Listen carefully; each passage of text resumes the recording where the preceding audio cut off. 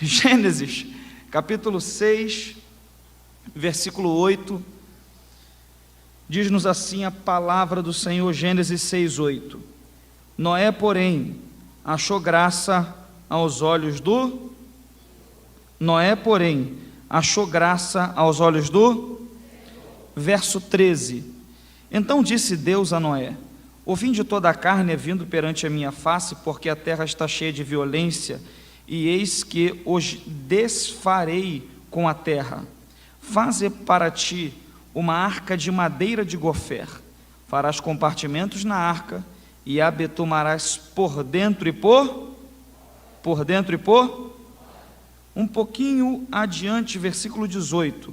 Mas contigo estabelecerei a minha aliança, e entrarás na arca tu e os teus filhos, tua mulher e as mulheres de teus filhos contigo. Um pouquinho adiante, verso 22. Assim fez Noé conforme tudo o que Deus lhe mandou. Assim o fez. Capítulo 7, versículo 18 agora. Eu disse que a leitura seria um pouquinho extensa. Capítulo 7, verso 18 diz assim: e prevaleceram as águas e cresceram grandemente sobre a terra, e a arca andava, outras traduções diz navegava, sobre a face das águas. Capítulo 8, o verso 1, talvez você vai pular uma página, capítulo 8, verso 1. E lembrou-se Deus de... E de todos os seres viventes e de todo o gado que estava com ele na arca. E Deus fez passar um vento sobre a terra, e aquietaram-se as águas. Capítulo 9, o verso 1. Um pouquinho adiante, capítulo 9. E abençoou Deus a Noé e aos seus filhos, e disse-lhes: frutificai e multiplicai-vos, enchei a... O verso 20, um pouquinho adiante, capítulo 9, verso 20. E começou Noé a ser lavrador da terra, e plantou uma vinha, e bebeu do vinho, e embebedou-se, e descobriu-se no meio da sua tenda. E viu Cão, o pai de Canaã, a nudez de seu pai, Noé, e fê-lo saber a ambos os seus irmãos do lado de fora. Então tomaram Sem e Jafé uma capa, e puseram-na sobre ambos os seus ombros, e indo virados para trás, cobriram a nudez de seu pai, e os seus rostos estavam virados, de maneira que não viram a nudez de seu pai. E despertou Noé do seu vinho, e soube o que o seu filho menor lhe fizera, e disse: maldito seja Canaã, servo dos servos seja os seus irmãos. E disse: bendito seja o Senhor Deus de Sem, e seja-lhe Canaã por servo. Alargue Deus a Jafé, e habite nas tendas de Sem, e seja-lhe Canaã por servo. E viveu Noé, depois do dilúvio, 350 anos. E você diz: glória a Deus pela palavra do Senhor. Com certeza, Noé é um dos personagens mais conhecidos de toda a Bíblia Sagrada. Ele já foi tema de novela, já foi tema de filme hollywoodiano, a história de Noé. E até que não é cristão e não tem o hábito de ler a palavra do Senhor, já ouviu falar sobre a história de Noé, sobre o episódio onde Deus fez uma espécie de reset na humanidade, se valendo das águas e se valendo do dilúvio, e Deus salvou no meio desse período a Noé e toda a sua família dentro da arca. E esse episódio tem algumas lições preciosas que eu quero tratar com os irmãos. Na verdade, aqui eu descobri que Noé não passou por apenas um dilúvio. Noé enfrentou 2 dilúvios. Noé experimentou 2 situações muito difíceis e muito complicadas. A verdade é que uma Deus enviou e a outra ele mesmo com as suas próprias mãos provocou. E a gente vai ver nesses textos que eu li para os irmãos, estes 2 episódios. E que lições esses episódios têm para nós nesse tempo, têm para nós no dia de hoje e têm para a nossa vida. Eu quero começar pelo capítulo 6, se você tiver com a Bíblia aberta, é bom você nunca fechar ela quando alguém estiver pregando. Capítulo 6, o verso de número 8, é o iniciozinho da história de Noé, diz assim: Noé, porém, achou graça aos olhos do Senhor. O contexto ali é um contexto do capítulo 6 de muita rebeldia, de muita apostasia, de muita impiedade, de muita maldade, de muita malignidade. Deus olhava do céu para a terra e via apenas maldade, malignidade, crueldade, e Deus decidiu destruir toda a espécie humana, quando o texto dá um parêntese de esperança e diz: Noé, porém, achou graça aos olhos do Senhor. Isso aqui é especial, e a história de Noé vai se desenrolar a partir dessa fala da Bíblia, a partir desse momento. Qual o momento? Que Deus achou graça nele. A graça se manifestou abraçando Noé, alcançando Noé. A graça se manifestou amando Noé. Não que Noé não tinha defeitos, não que Noé não tinha falhas, com certeza ele os tinha, e a gente vai abordar sobre isso, mas Deus achou graça em Noé. Isso é manifestação da graça. E a nossa história com Deus, a história de milagres que a gente vive, ela tem um ponto de partida que é o mesmo ponto de partida da história de Noé. Qual é? É que Deus achou graça em nós. Aleluia! Isso é maravilhoso, irmãos, porque nós temos falhas, nós temos defeitos, nós temos características às vezes muito ruins, mas a despeito das nossas falhas, a despeito dos nossos defeitos, a despeito de tudo aquilo que a gente já fez ou vai fazer ainda que desagrada ao Senhor, a graça dele está sobre as nossas vidas. Ele achou graça em nós. E isso aqui já nos faz experimentar a vida de uma outra maneira, entendendo que se Deus achou graça em mim, eu não preciso me preocupar se outras pessoas não acharam graça. Quando eu entendo Gênesis 6:8, eu me livro da responsabilidade de ter que agradar todo mundo o tempo todo. Eu me livro da responsabilidade de ter que sorrir para todo mundo até quando eu não quero sorrir. Eu me livro da responsabilidade de ter que fazer todo mundo me aplaudir o tempo todo, porque eu entendo que o que eu preciso é viver os princípios da palavra. Quem agradar e quem gostar, glória a Deus. Se não gostar, glória a Deus do mesmo jeito. Por quê? Porque Deus já achou graça em mim, e isso já basta. Então que você se livre a partir de hoje dessa responsabilidade de ter que provar muita coisa, porque às vezes isso é um peso enorme nos nossos ombros, e por causa disso a gente vai entrando num viés de comparação com muita gente, e isso vai apenas nos pesando, porque muitas vezes a gente compara a nossa vida real com a vida virtual de alguém, e Deus me trouxe aqui para te dizer: acalma a tua alma, eu já achei graça em você, você não precisa se comparar com mais ninguém. Então Deus acha graça em Noé, e Deus resolve dar um projeto a Noé. Deus resolve dar um projeto de salvação para a casa de Noé, para a família de Noé, para a vida de Noé. O texto diz que Deus vai até ele, Deus diz: Noé, eu vou destruir toda a espécie humana, mas contigo estabelecerei o meu pacto e a minha aliança, e vai entrar na arca você, os teus filhos, as mulheres dos teus filhos, vai entrar na arca toda a tua família, e mais quem você pregar e se converter e resolver entrar no projeto. Isso aqui é especial, é que Deus não achou graça na esposa de Noé, nos filhos de Noé, nas esposas dos filhos de Noé, mas porque Deus achou graça em Noé, salvou toda a casa de Noé através da arca. Porque Deus achou graça em você, Ele vai salvar a tua família. Porque Deus achou graça em você, Ele vai alcançar o teu filho, vai alcançar o teu marido, vai alcançar o teu pai, vai alcançar gente na tua casa que murmura contra Ele. Deus vai alcançar eles porque Ele achou graça em você, a obra na tua casa.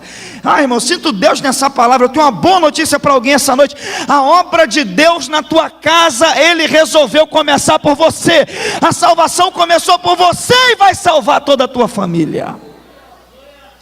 Você lembra da afirmação de Paulo para o carcereiro? É a mesma que eu faço para você: crê no Senhor Jesus e será salvo tu e a tua casa. E aí Deus resolve salvar toda a casa de Noé, porque Deus achou graça nele, e Deus dá a Noé um projeto para essa salvação de toda a família. Esse projeto envolve a construção de uma arca, e Noé vai, após receber o projeto de Deus, iniciar uma construção. Ele vai começar a cortar madeira. Você consegue imaginar essa cena? Eu tenho refletido muito sobre isso há uma semana mais ou menos para cá, porque Noé não era alguém que lidava com esse tipo de construção, que era algo mega, não esperado, totalmente inédito para esse tempo. Mas Deus deu um projeto para Noé, ele vai ter que iniciar, vai ter que cortar as primeiras madeiras, vai ter que começar a obra. E eu quero abrir mais um parênteses para te dizer uma coisa: se Deus te deu um projeto, e através desse projeto você, a tua casa, e mais quem embarcar nele vai ser abençoado, comece esse projeto em nome de Jesus. Ainda que seja algo inédito, ainda que seja algo que você nunca tenha feito, ainda que seja algo que você não tenha expertise, eu tenho dito isso por esses dias, comece, ainda que você não saiba muito bem como, comece aquilo que Deus deixou ou mandou você começar. Sabe, muitas vezes a gente não desfruta daquilo que era para a gente desfrutar, porque a gente fica com medo de dar o start naquilo que Deus mandou a gente startar. Aquilo que você espontaneamente decide começar, pode dar certo, pode dar errado. Agora, projeto que Deus colocou no teu coração, Ele está dizendo, vai que eu vou te ajudar, vai dar certo. E aí Deus deu o projeto para Noé, e Noé iniciou o start. E Deus deu o projeto com toda uma planta, até complexa para ele. Deus disse, você vai construir a arca. Deus disse para ele, a arca vai ser de madeira de gofer. É o primeiro detalhe interessante desse projeto. Não é uma outra madeira, Deus caracteriza a madeira de gofer. De acordo com o dicionário bíblico Wycliffe, a madeira de gofer é uma madeira macia, é uma madeira maleável, é uma madeira que ela inclina, enverga muito e não quebra. Então perceba como o projeto de salvação não envolve uma madeira rígida demais, não envolve uma madeira dura demais. O projeto de salvação envolve uma madeira maleável, envolve uma madeira que enverga quando é necessário, uma madeira que tem maleabilidade. Então você precisa entender que quando o assunto é salvação, Deus quer te usar para salvar a tua casa, mas isso vai ser com maleabilidade. Nós não vivemos tempos onde você pode ser intransigente, duro e dizer, não, vai ser assim, se não for assim eu não quero, para com isso. Deus está dizendo, seja maleável que eu vou salvar a tua casa. Irmãos, muitas vezes por causa das convicções que temos, e estas convicções são legítimas, nós temos às vezes um impulso para não se dobrar, para não ser maleável, e a gente diz, não, isso aqui é princípio, isso aqui tem que ser assim, e às vezes tem alguém que não é crente, que não compartilha da mesma mente transformada que nós, e se nós não vigiarmos, a gente entra num choque desnecessário, e bota para fora quem Deus quer que esteja dentro. E Deus me trouxe aqui para te dizer, por mais que o evangelho seja maravilhoso, você não pode abrir a cabeça dos teus entes queridos e colocar o evangelho lá. Não é por força nem por violência, mas pelo meu espírito, diz o Senhor. Seja maleável. Você entende isso? Seja maleável, irmãos. Às vezes você não vai ganhar uma discussão gritando, às vezes você vai ganhar uma discussão calando. Eu vou repetir por causa desse meu Deus que foi ungido. Talvez você não vai ganhar uma discussão gritando, mas vai ganhar uma discussão calando.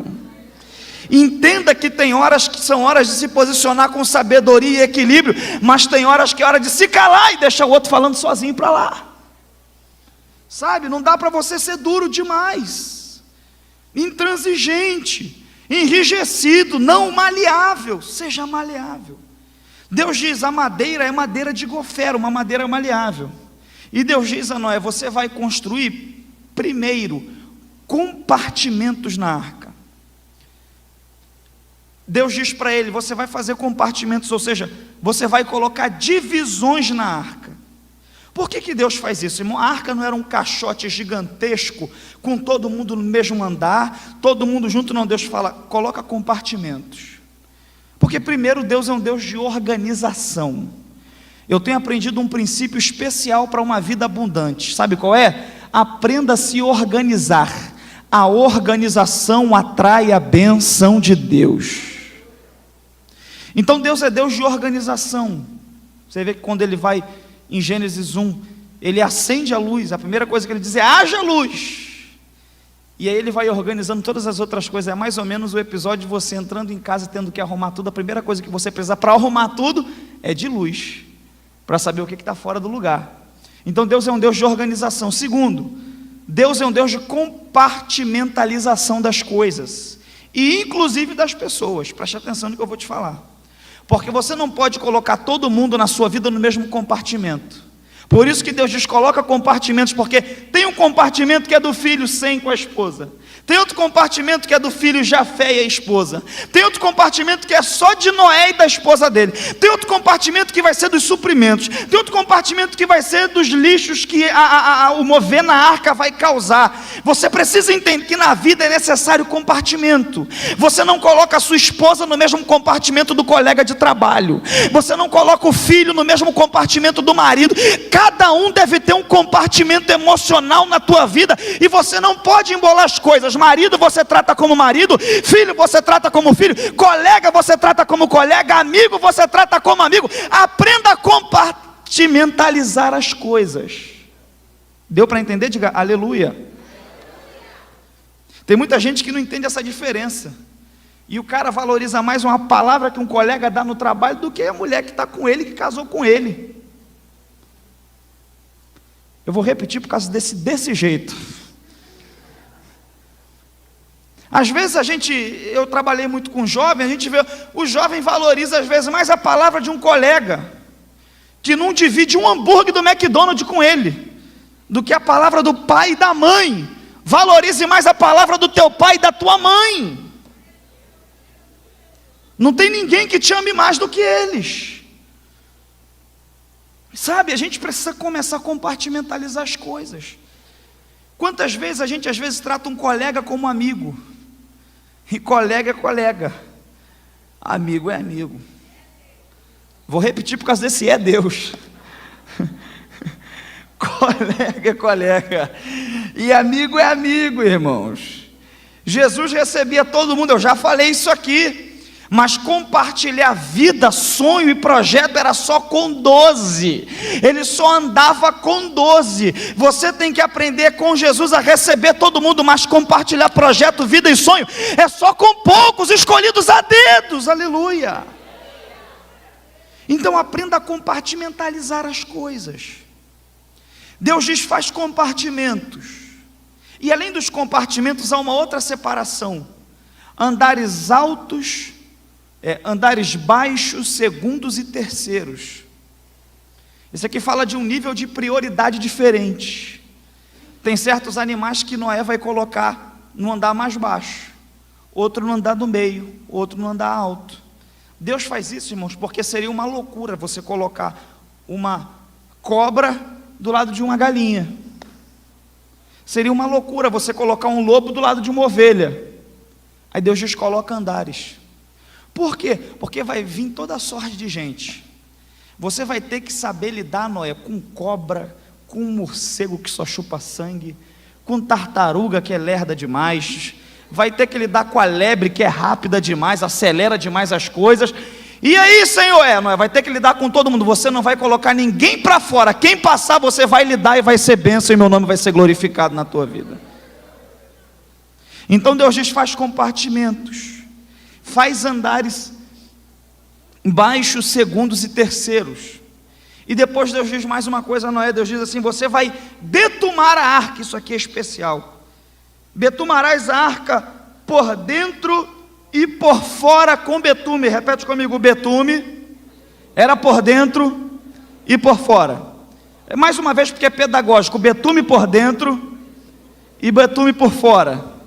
Isso é especial, irmãos. Por quê? Porque Deus diz assim, coloca betume. Para que serviu o betume? É para vedar a arca e não deixar que a água entrasse, para impermeabilizar a madeira da arca e não deixar que a água fizesse ela apodrecer. E o que me chama muita atenção é que num olhar mais simples a gente pensa, só betume do lado de fora estava bom, porque a água não ia entrar. Mas Deus diz para ele, coloca betume por dentro e por fora, porque no evangelho e no reino é assim, o que tem por dentro tem que ter por fora.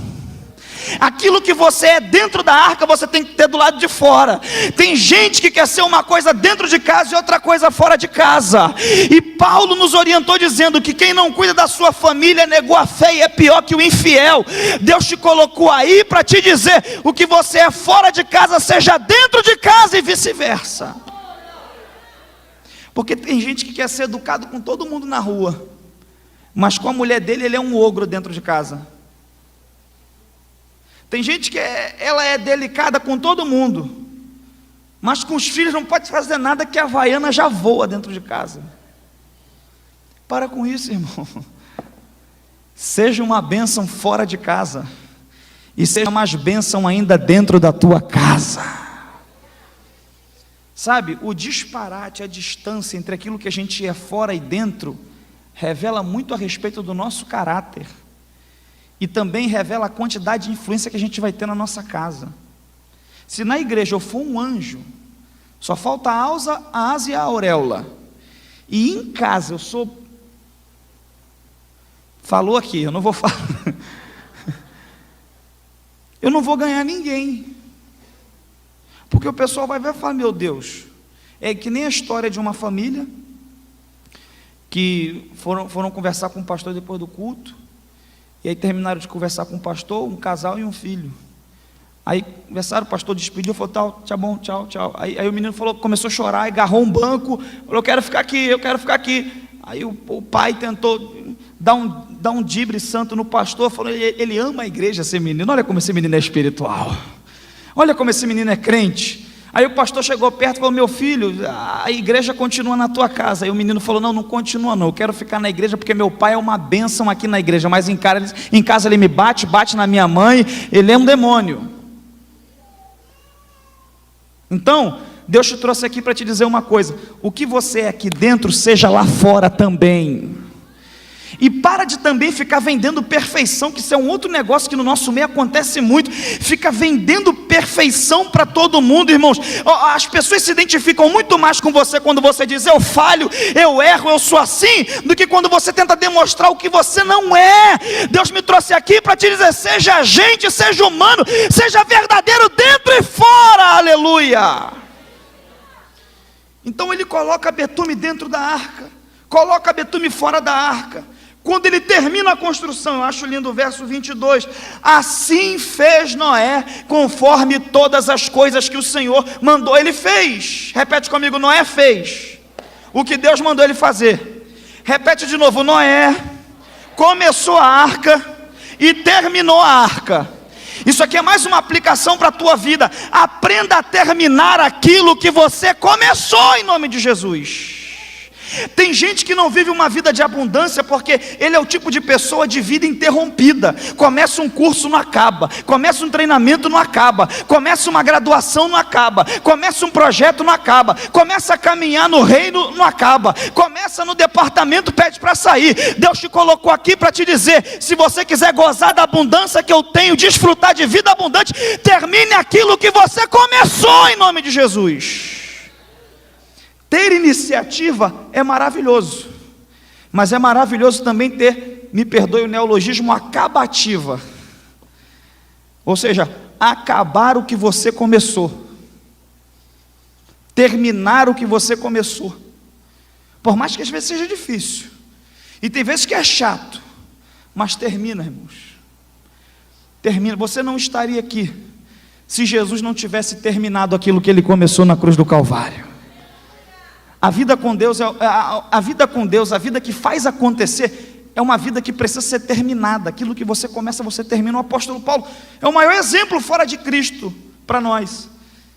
Ele disse lá na segunda epístola a Timóteo: olha, completei a carreira, ou seja, acabei a carreira, guardei a fé. Paulo está dizendo: eu comecei a carreira. Em Atos 9, caindo ao chão, ele se revelou para mim. Dali eu comecei a ter um encontro com ele, fui transformado, encontrei Barnabé me mentoreou, me levou para Jerusalém, me apresentou os apóstolos, comecei a obra, a pregação para os gentios, preguei bastante, fui açoitado, sofri, cumpri meu propósito, e agora acabei a carreira. Desde agora está pronta para mim a coroa que o justo juiz me dará naquele grande dia. O galardão não é para quem começa e deixa o troço na metade, me perdoe a expressão. O galardão é para quem começa e vai até o fim. Que Deus te dê graça para terminar tudo aquilo que você começou, para que o nome dele seja glorificado. Noé termina a arca, entra na arca. E aqui tem mais duas coisas que eu preciso pontuar com você. A primeira é que me chama a atenção, em Hebreus diz que Noé pregou, mas que eles não deram ouvidos à pregação de Noé. Então Noé foi um pregador que anunciou, mas o pessoal não creu, preste atenção nisso, e pelo contrário, zombavam dele. Quem está me ouvindo, diga aleluia. Noé foi um pregador que pregou, e as pessoas não creram, zombaram dele, não acreditaram, desacreditaram do projeto, viram a arca construir, acharam que era uma loucura. Ele entrou na arca, e entrou só com a família dele. E isso aqui é uma lição de Noé para mim. Noé, na minha opinião, é um dos maiores missionários da Bíblia Sagrada. Por quê, Bruno? É porque Noé não ganhou o prefeito da cidade, Noé não ganhou os vizinhos, mas também ele não perdeu a família dele. Todo mundo da família dele entrou na arca. Sabe, a minha oração é que você ganhe Nilópolis inteira, a minha oração é que você ganhe a sua rua, ganhe todo aquele escritório para Jesus, mas que se você não ganhar, que também você não perca a tua casa, que todos que estão contigo debaixo do mesmo teto, adentrem as mansões celestiais ao seu lado, em nome de Jesus. E aí Noé não ganhou todo mundo, mas também não perdeu a família. Eu quero muito ganhar muita gente, mas a minha primeira prioridade é não perder a minha casa. Elaine, Gigi e Bruninha.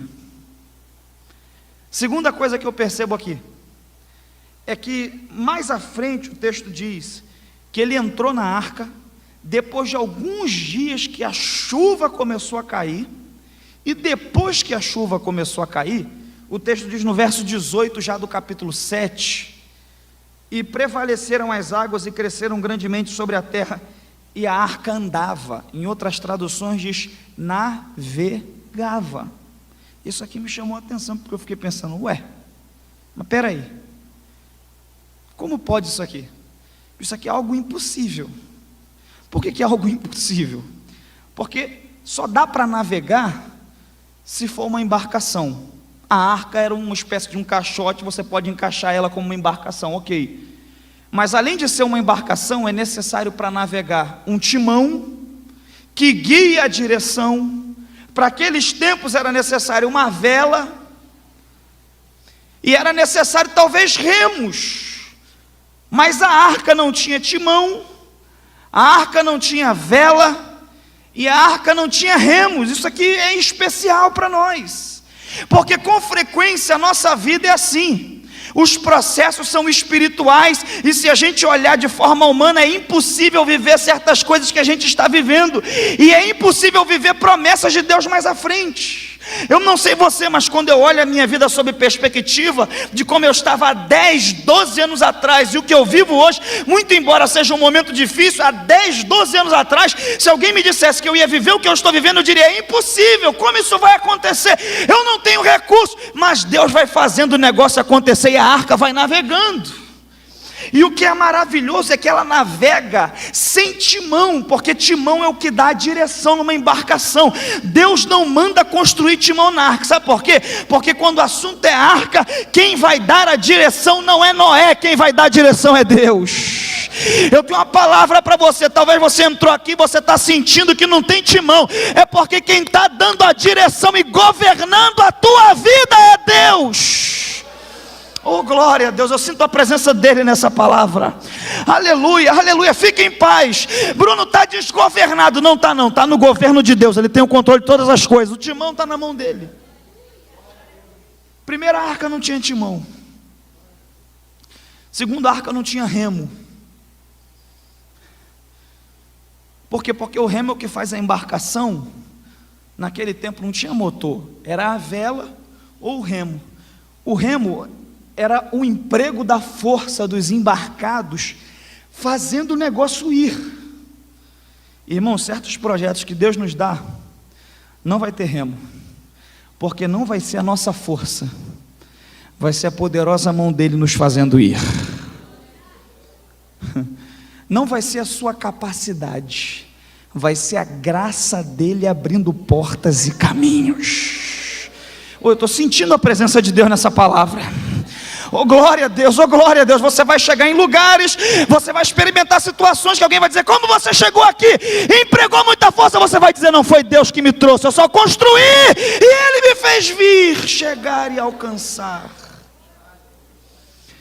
E terceiro, a arca não tinha vela, porque vela, você sabe que tem aquele mastro ou batel bem alto e, a grosso modo, aquele lençol bem grande. Eles esticam aquilo, o vento sopra, e o vento é a natureza impulsionando a embarcação. Isso é especial, porque o vento é o natural impulsionando. A gente vive em um tempo que as embarcações estão à toa no sentido de que não tem vento. O tempo é um tempo de dificuldade. Eu não passo manteiga na Bíblia e não sou pregador de fora da realidade, mas eu creio em milagres. E eu vim dizer uma coisa para você: não traga Deus para o seu mundo, vá você para o mundo de Deus, para viver na dimensão do espiritual e do sobrenatural, porque pode não ter vento, mas mesmo assim, sem vento e sem a tua força do teu braço, essa arca vai navegar e Deus vai ser glorificado na tua vida. Aleluia, glória a Deus. Aí Noé constrói a arca, não tem nada disso, a arca navega. E você consegue imaginar 40 dias e 40 noites? Sem televisão e internet, tá? Você ficou numa quarentena com televisão e internet.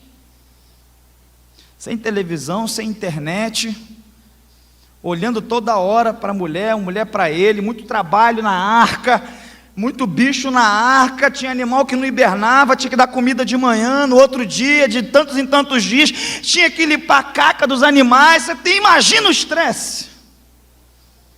Ou você acha que não era super-homem? Ou você não acha que de vez em quando dava uma agonia nele? Não era gente, igual eu e você. Ou você não ficou num estresse, ou eu estou pregando para anjo, ou só comigo aconteceu? É sério, irmãos. Tem estresse, tem tensão. É ruim, mas pior seria estar do lado de fora morrendo afogado. Tá difícil, tá, mas pelo menos você está vivo, glória a Deus por isso. Aí ele fica ali. E é interessante que a única coisa que Deus manda fazer é uma janela. Isso é maravilhoso. Deus diz assim: faz uma janela de um côvado acabarás em cima. Por quê? Porque a janela é o ponto de visão da arca. O que não deixou Noé enlouquecer nessa arca foi a janela em cima. Por quê? Porque se ele coloca a janela para o lado, ele ia ver os corpos boiando, a água. Se ele bota para baixo, afundava a embarcação. Mas ele bota para cima, sabe para quê? Para no momento de tensão, de angústia, ele abrir a janela, ter que levantar a cabeça e olhar para cima. Irmãos, coloca a tua janela em cima. Se você colocar para os lados, você vai presenciar algumas coisas e elas podem esmorecer a tua fé. Mas se você colocar a janela em cima, você abre os olhos só para olhar para cima, porque o socorro vem de cima, a provisão vem de cima, o escape vem de cima, o projeto vem de cima, e o milagre vai vir de cima para a tua vida de Deus. Noé coloca a janela em cima. Aí o texto diz, no capítulo de número 8, lembrou-se Deus de Noé depois de 40 dias de chuva ininterrupta e mais alguns dias. Lembrou-se Deus de Noé e de todos os seres viventes que estavam com ele na arca. E Deus fez a chuva cessar, verso 2, cerraram-se também as fontes do abismo.